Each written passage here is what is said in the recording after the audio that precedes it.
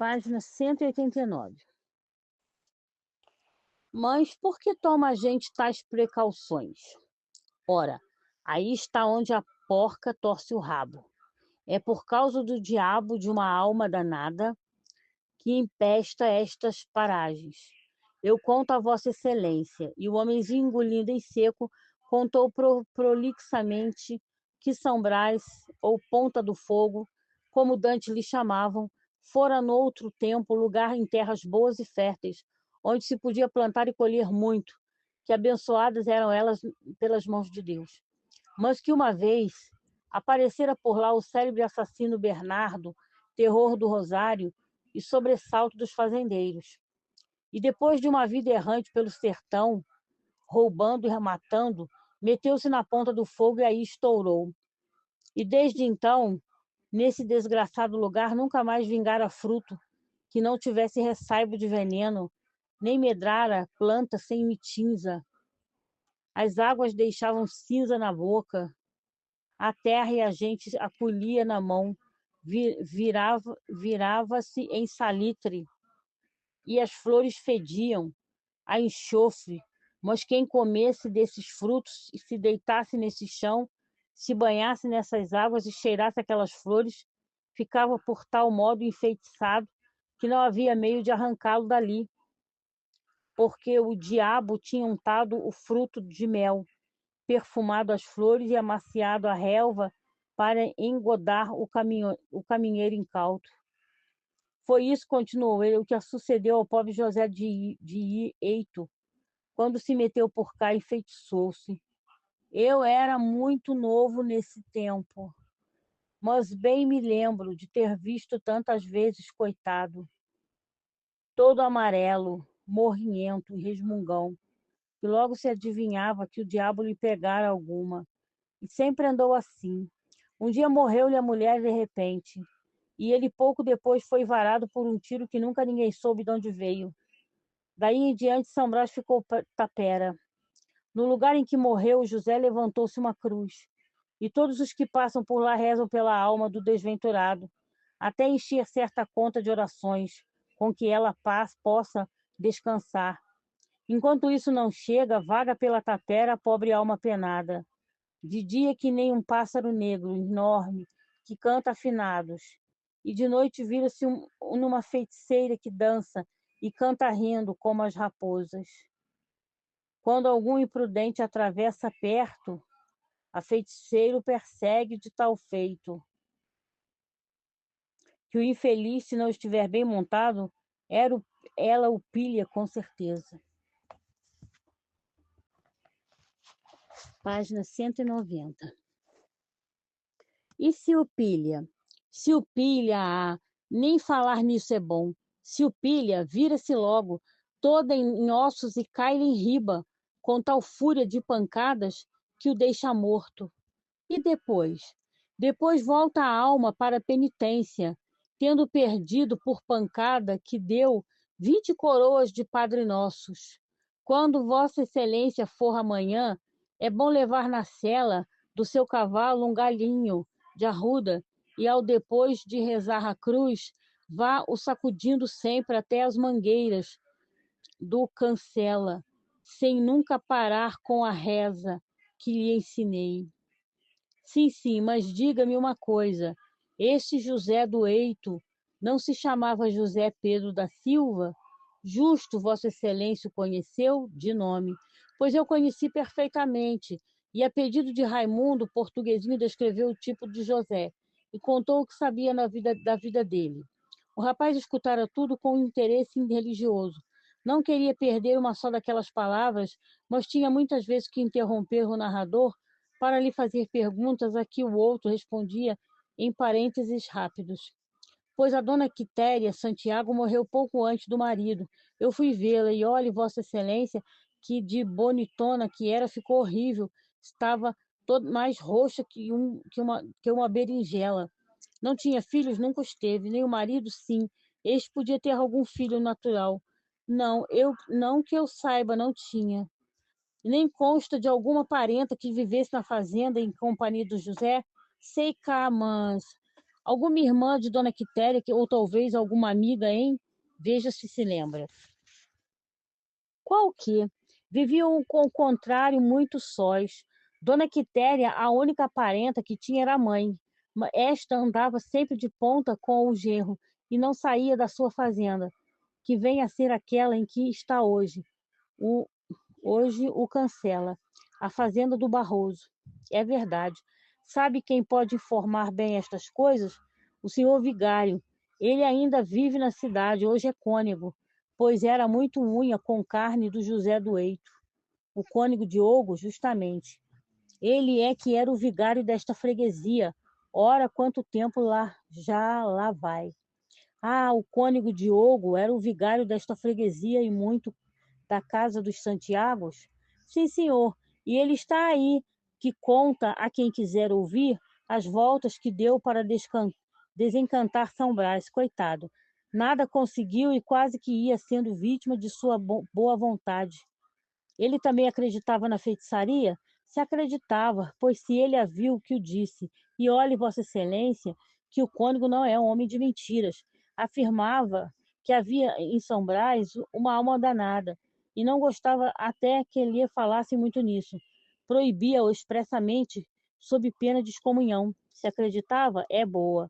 Porque foi então que ele abandonou a paróquia, tendo aqui nascido gozando da mais alta consideração e recebendo como recebia presentes e mais presentes de toda a freguesia. Eram bois, carneiros, capados, muita criação. Ele está aí na cidade que o diga. Raimundo caía de conjectura em conjectura.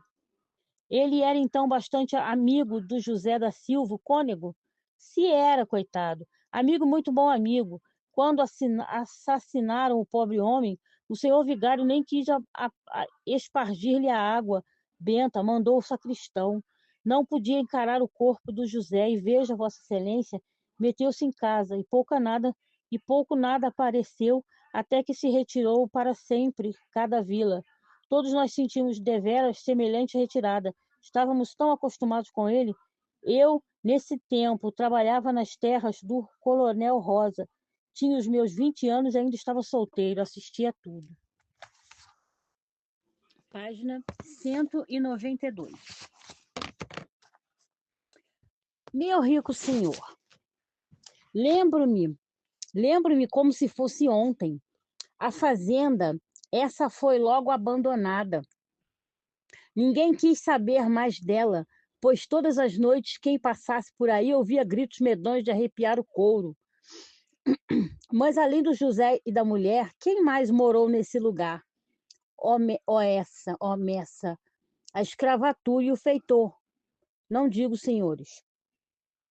Não digo senhor, não digo senhores. Ninguém mais. É a verdade. O José era feliz com a mulher? Vivia bem? Qual? Pois se lhe estou a dizer que aquelas terras são terras do diabo. Viviam que nem o cão com o gato. O cônego ainda assim era quem os acomodava, dando-lhes conselhos e pedindo a Deus por eles.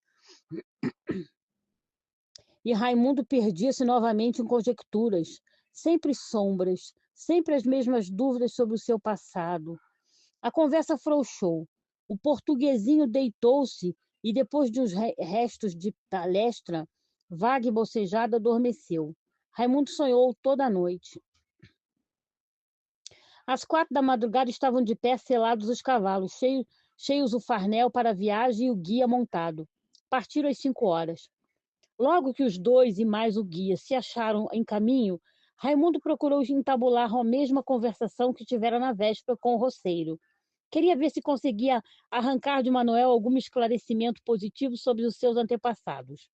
Nada obteve. As respostas do negociante eram, como sempre, que o sobrinho lhe tocava nisso, obscuras, difusas, entrecortadas de pausas e reticências.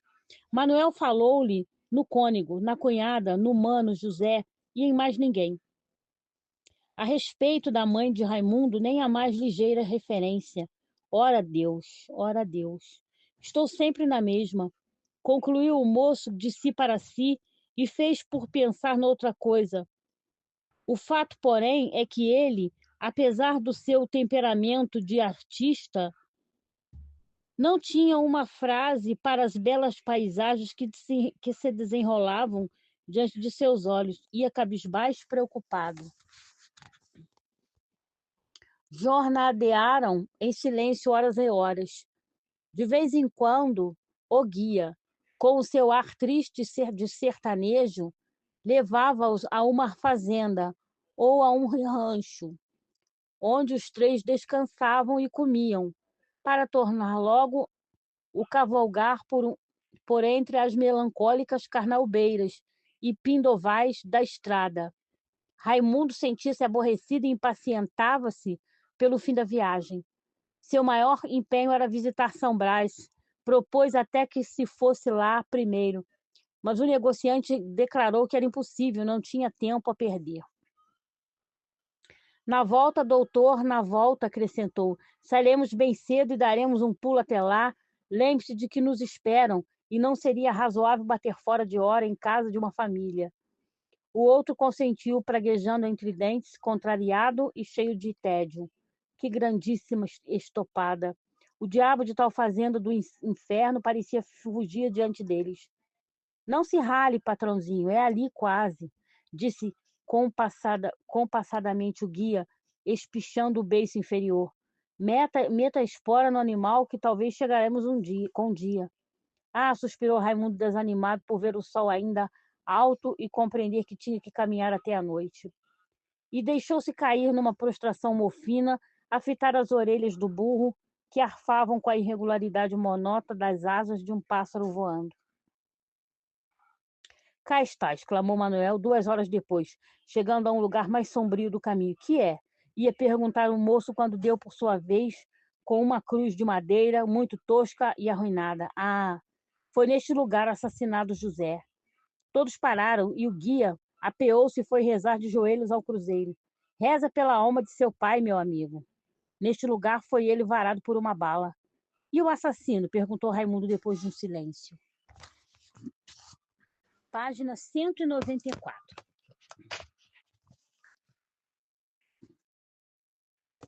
Algum preto, algum, algum preto fugido?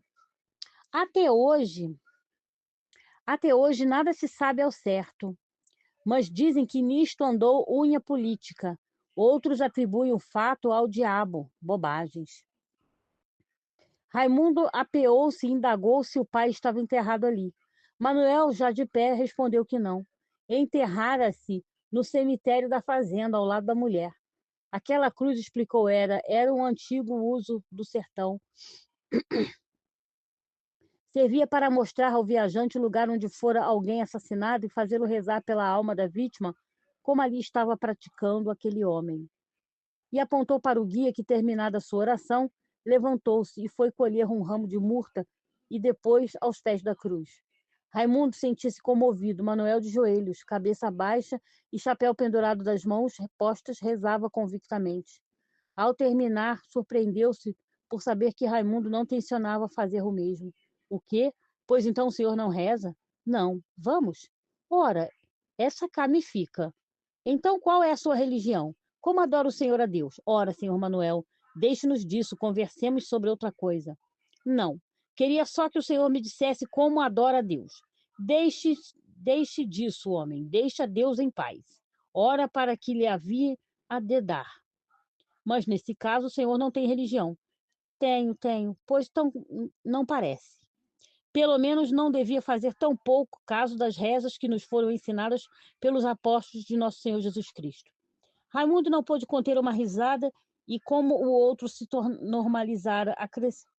formalizara, acrescentou então sério, que não desdenhava da religião, que a julgava até indispensável como elemento regulador da sociedade, afiançou.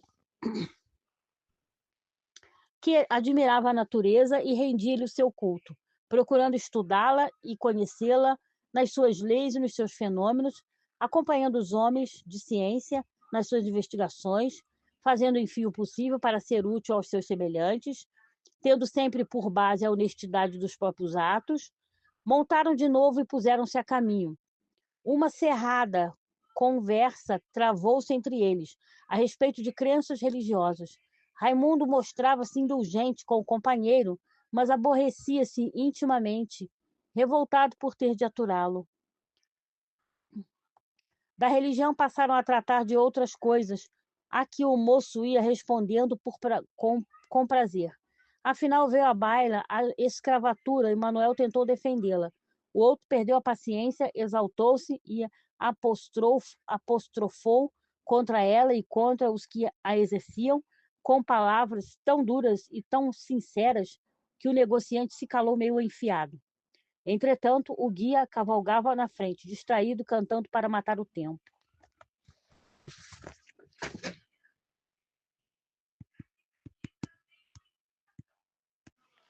Página 195.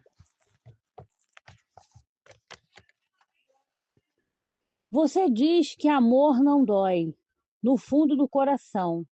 Queira bem e viva ausente, me dirá se dói ou não. Caminharam meia hora em silêncio. O dia declinava. Os primeiros sintomas da noite levantavam-se da terra, como um perfume negro. As aves refugiavam-se no seio embalsamado da floresta. A viração fresca da tarde eriçava os leques das palmeiras, enchendo os ares de um doce murmúrio voluptuoso.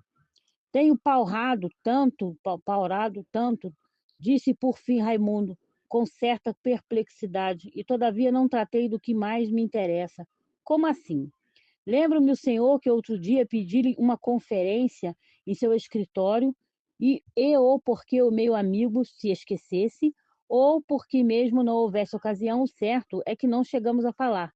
E, no entanto, o assunto é de suma importância para ambos nós. E o que vem a ser?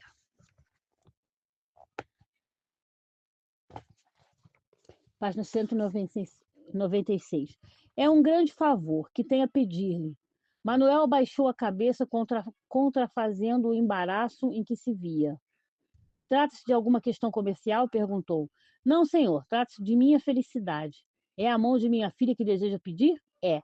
Então tenha a bondade de desistir do pedido. Por quê? Para poupar-me o desgosto de uma recusa. Como? Como? É natural que o senhor se espante, concordo. Dou-lhe toda a razão, está no seu direito. O senhor é um homem de bem, é inteligente, tem o seu saber, que ninguém lhe tira, e virá sem dúvida conquistar uma bonita posição. Mas o quê? Mas o quê? Desculpe-me se o ofende tal recusa de minha parte, mas creia, ainda mesmo que eu quisesse, não podia fazer-lhe a vontade. Está já comprometida com outro, talvez bem. Nesse caso, esperarei, resta-me ainda a esperança. Não é isso, e peço-lhe que não insista. Não quer separar-se da menina? Oh, o senhor martiriza-me.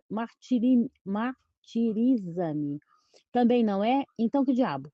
Terei, sem saber, alguma dívida de meu pai que haja de rebentar por aí como uma bomba?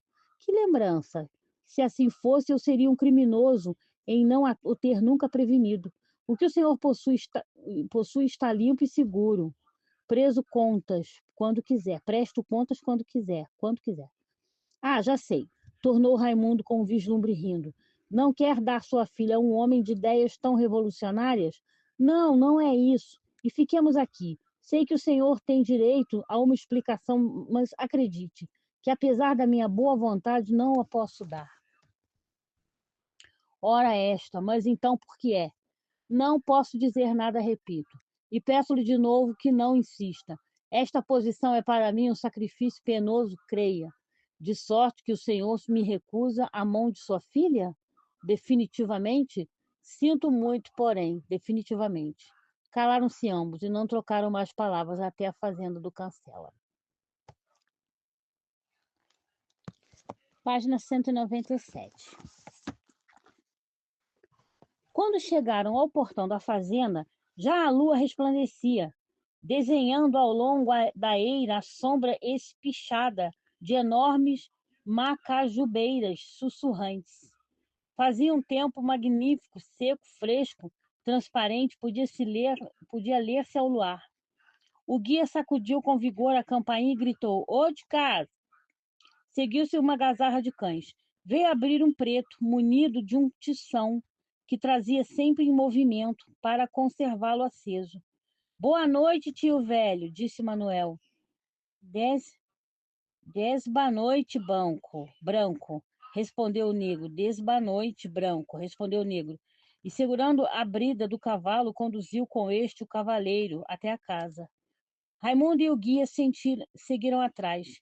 De longe avistaram logo uma parede rebocada disforme, que ao lugar se afigurava um lago entre árvores.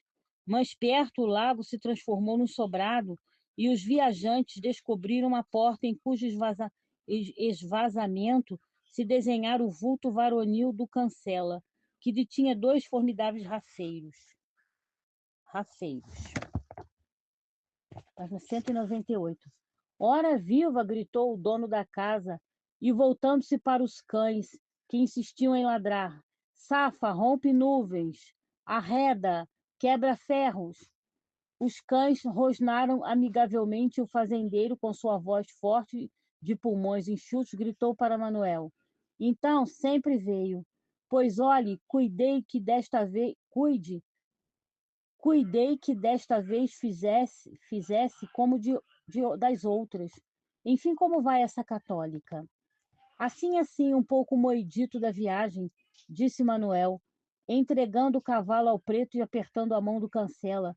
Como lhe vão cá os seus? Bons, louvado a Deus, louvado Deus. Ainda estão na Ave Maria, mas não devem tardar. Efetivamente vinha do interlocutor da casa um coro abafado de vozes que rezava cantando. Raimundo aproximou-se depois de apear. Este é o mundico de que lhe falei, declarou Manuel, empurrando o sobrinho para a frente. O rapaz espantou-se com a rústica apresentação, e muito mais quando o roceiro, em vez de cumprimentá-lo, pôs as mãos nas cadeiras e começou a passar-lhe uma revista de cima a baixo, como quem examina uma criança. Com os diabos! Exclamou, soltando uma risada. Você e seu compadre falaram em um menino há 12 anos. Olha o demo, pois seu mundiquinho aperte essa mão, que é de um de um antigo amigo de seu pai. E não repare se não encontrar por aqui o bom trato da cidade. Isto cá sempre é roça, mas vá como o outro, que diz, mais vale pouco de bom coração que muito de sovina. E conduziu o hóspede à varanda, menos o guia, que se tinha aboletado já pelos ranchos dos pretos. Homem, vocês vão se assentando nessas redes. Ó Pedro, vê cachimbos, traze a cana e o café, ou querem antes vinho? Qualquer coisa. Página 199. Temos aqui conhaque, ofereceu Raimundo, apresentando um frasco que trazia a tiracolo. Pode fartar-se com ele, desdenhou Cancela. É coisinha que não me entra cá no bico. Encheram-se 3 copinhos de cana-capim. Lá, nossa!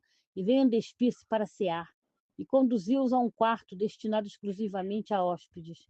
A casa compreendia a antiga fazenda Barroso, onde noutro tempo morou e morreu a sogra de José da Silva, e uma parte nova feita de pedras de cal, cujo cuidado da construção revelava a prosperidade do rendeiro. A casa nova, como chamavam a última parte, compunha-se de um grande avarandado, no qual, fazendo às vezes de cadeiras, viam-se redes armadas em todos os cantos. No centro, que é o lugar de honra nas fazendas do Maranhão, havia um quarto espaçoso e arejado, e o mais eram paredes sem pintura e tetos sem forro, potes de barro vermelho, vassouras de carnaúba encostadas por aqui e por ali, selinhos estendidos no parapeito da varanda.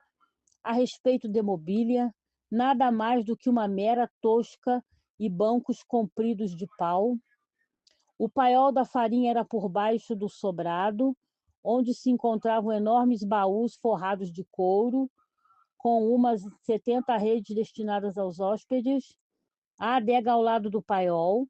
De fora ouviam-se os grunhidos preguiçosos dos porcos no chiqueiro, e do fundo do quintal sobrado pelos ventos da noite vinha um cheiro bom de jasmins de caiana, lírios do Peru e resedais de manjeronas.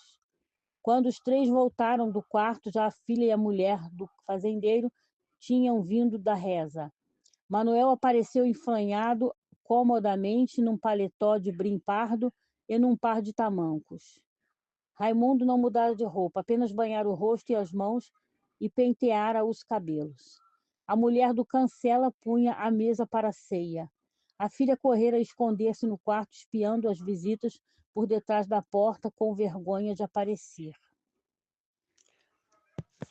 Página 200. Anda pra cá, Angelina, gritou o roceiro. Pareces um bicho do mato, nunca viste gente, rapariga. Foi ter com ela e obrigou-a a sair do esconderijo. Ora, vamos, fala direito, não estejas a esconder o rosto, que não tens do que os esconder. Vamos. Angelina apareceu com muito acanhamento e foi cumprimentada. Então ralhou o pai, e com a cabeça que se responde: Ah, que estás cada vez mais matuta. Que mal te fez este pobre cabeção para uma tratares desse modo? Olha que o rompes estonteada. Angelina, muito contrafeita, abaixara o seu rosto moreno, agora mais corado sobre o frouxo do riso da escalistração que a dominava. Então, de que tanto ris, sua feiosa? Esta última palavra era uma injustiça que o Cancela fazia à filha. Raimundo, ao apertar-lhe a mão, desenvolta e maltratada, compreendeu logo que estava defronte de uma bonita e toleirona sertaneja, inocente e forte como um animal do campo. Era mulher de 18 anos, mulher porque tinha já o corpo em plena formatura, já tinha ombros fartos, colo cheio, braços desenvolvidos no trabalho ao ar livre. Boa mulher para procriar, pensou ele. Isto que você está vendo aqui, meu amigo, é uma sonsa, disse o Cancela, satisfeito com o ar lisonjeiro de Raimundo. Capaz é ela de virar esta casa de pernas pro ar e parece que não quebra um prato. Olhe se a tonta já me tomou a bênção depois da reza. Parece que empanemou com as visitas. Ainda daí, anda aí, bicho brabo. A rapariga foi beijar-lhe a mão, e ele ferrou-lhe depois uma palmada na rija almofada do quadril. Está disfarçada, vá lá, Deus te faça branca. Por esse tempo, Manuel conversava com a esposa do Cancela, brasileira pequenina, socada, cheia de vida, dentes magníficos, morena e de cabelos crespos. Respirava de toda ela o ar modesto de quem gosta de fazer o bem, estava sempre à procura de alguma coisa para arrumar, muito ativa, muito asseada e muito trabalhadeira. Na cozinha dava sota e a mais pintada. Sabia lavar como ninguém e assistia à roça dos pretos sem cair doente. Para um tudo, diziam dela os escravos. Chamava-se José e só fora 2 vezes à cidade. Então, reclamou o fazendeiro, quem ou não vem essa merenda? Olhem que os homens devem trazer o estômago da espinha, e eu não lhes quero dar trela sem havermos manducado. A mulher ouviu o fim da reclamação já na cozinha. Por que não despiu você essas tafulárias? Perguntou o dono da casa a Raimundo. Por cá ninguém olha para elas. Se quer, ponha-se a gosto. Obrigado. Bem sei, estou à vontade. E conversavam enquanto Angelina punha a mesa. Cancela sentia-se satisfeito locais, gostava de dar a língua, e quando pilhava hóspedes que o aturassem, ninguém podia com a vida dele. Entretanto, Josefa trazia já as iguarias e os homens dispunham-se a comer com apetite. À luz de um antigo candeeiro de querosene, reverberava uma toalha de linho branco, onde a louça reluzia escaldada de fresco. As garrafas brancas, cheias de vinho, de caju, espalhavam em torno de si reflexos de ouro. Uma torta de camarões estalava sua crosta de ovos. Um frangão assado tinha a imobilidade resignada de um paciente. Uma cuia de farinha seca simetrizava com outra de farinha d'água. No centro, o travessão do arroz solto alvo, erguia-se em pirâmide, enchendo o ar com o seu valor cheiroso. Sentia-se a gente bem ali, com aquele asseio e com aquela franqueza rude do Cancela. Olé! Gritou este, destapando uma fumegante terrina de mundubés e fidalgos. Temos peixe de escabeche, bravo, e passando a examinar o que mais havia. Bravo, bravo, moquecas de sururu, peixe moqueado. Olhem que este não é do rio, e por isso não se pilha por cá todos os dias. Tem escamas, seu Manuel. E enchiam-se os pratos. Página 202. Famoso, está famoso, repetia, levando à boca grandes colheradas. Então as senhoras não nos fazem companhia? Disse Raimundo, voltando-se para as duas. Qual? Apressou-se o fazendeiro a responder. Não estão acostumadas com pessoas de fora. Deixe-as lá, que ao depois se arranjarão mais à vontade. Olha ali a minha Eva, diz que não aprecia o seu peixinho, senão comido com a mão. Coisa de mulher, deixe-as lá. Contudo, Josefa veio presidir a mesa ao lado do marido e informava-se do êxito dos seus quitutes. Não os deixes sem provarem daquela torta de sururus que está de encher o papo. Lá chegaremos, lá chegaremos. Vai apanhar mais pimentas. Ó amigo, entorne sem receio. Não tenha medo, que o vinhito é fraco. Seu Manuel, seu Mundico, topemos a memória do velho amigo José da Silva. Os três beberam de Cancela, depois de pousar o copo vazio, acrescentou com respeito, limpando a boca nas costas da mão. Foi meu segundo pai. Quando arribei por estas terras, no tempo da minha defunta patroa, Dona Úrsula Santiago, não tinha de meus pais do que saúde. Não tinha de meus pais mais do que saúde, força e boa vontade. Pois o José, que então namoriscava a filha da patroa, a dona Quiterinha, meteu-me aqui como feitor e disse-me: Olha lá, rapaz, encosta-te por aí, que se souberes levar o gênio da velha e mais o do vigário, podes até fazer fortuna. Ela tem lá uma afilhada de muita estimação, bem prendada e de boa cabeça. Vou eu, fico a servir na casa e, graças a Deus, sempre mereci a confiança de Dona Úrsula. De noite vinha para a varanda conversar com ela junto com a minha Josefa, que nesse tempo era uma tetéia que se podia ver. O certo é que ao fim de 2 anos casava-nos o senhor Padre Diogo, e em boa hora o diga tenho sido feliz, louvado o Santíssimo. Comeu e prosseguiu: já fiz esta casa em que estamos ceando, levantei o engenho, meti braços na roça, plantei algodão, que aqui não havia, e tenciono, se Deus quiser, fazer no seguinte ano muitas outras benfeitorias. Eles já quererão o café? Perguntou Josefa, comovida com a narração do marido. Depois do café, serviram-se de restilo de ananás, e acenderam-se os cachimbos de cabeça de barro, preto e taquari de 3 palmos. Gasta meia hora de palestra. Manuel queixou-se de que já não era homem para grandes façanhas e precisava descansar o corpo. Pois fica o resto para amanhã, Pedro. Meu senhor, leva essa gente para a casa dos hóspedes e mostra-lhes o quarto que tua senhora preparou. Já ouvi, sim, senhor. Então, muito boa noite. Até amanhã. Manuel e Raimundo instalaram-se num quarto da casa velha, outrora morada da sogra de José da Silva.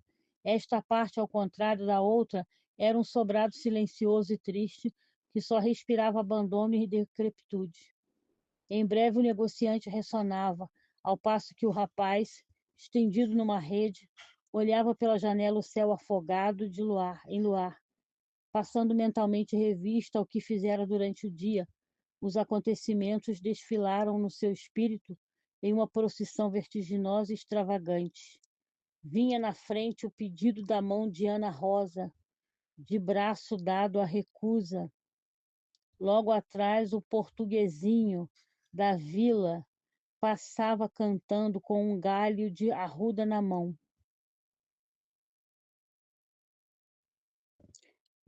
Por São Brás, passo aqui sem levar cruz. Seguia-se uma infinidade de imagens fantásticas, o pássaro negro cantando afinados, a feiticeira que se transformava em ossos, e seguia-se o cônego Diogo, remoçado, cercando de desvelos a sogra de José da Silva, formada imaginariamente pelo tipo de Maria Bárbara. Página 204.